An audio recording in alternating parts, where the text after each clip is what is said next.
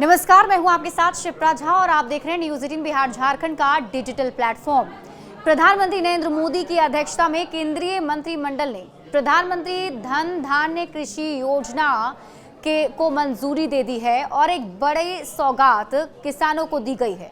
देखिए, साल 2025-26 से इस योजना की शुरुआत होगी और इस योजना के तहत 100 जिलों को कवर किया जाएगा, यानी कि 100 जिलों से इसकी शुरुआत होगी।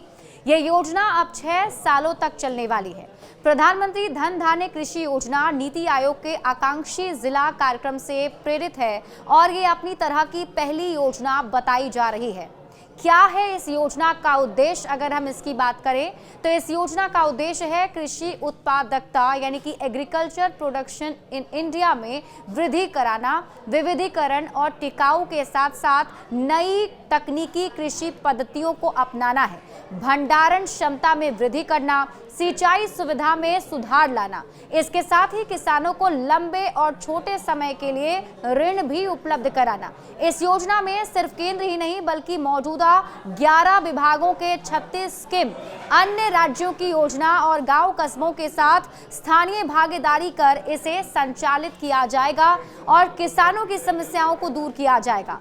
किन 100 जिलों में इसकी शुरुआत होगी? अगर हम इसकी बात करें तो इस योजना के तहत ऐसे जिलों को शामिल किया जाएगा जहां कम उत्पादकता, कम फसल उगती है और कम ऋण वितरण होता है। इस स्कीम के तहत प्रत्येक राज्य से कम एक जिले का चयन किया जाएगा।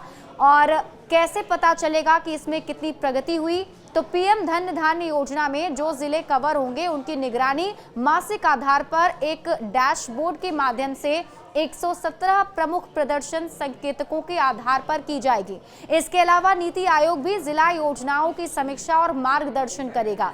वहीं प्रत्येक जिले के लिए नियुक्त किए गए केंद्रीय नोडल अधिकारी भी नियमित आधार पर योजना की समीक्षा करते रहेंगे। यानी कि पूरी प्लानिंग के तहत इस योजना की शुरुआत की जा रही है और इसका मकसद है किसानों को सीधा लाभ पहुंचाना। बड़े अपडेट्स के लिए आप जुड़े रहिए न्यूज 18 बिहार झारखंड के साथ।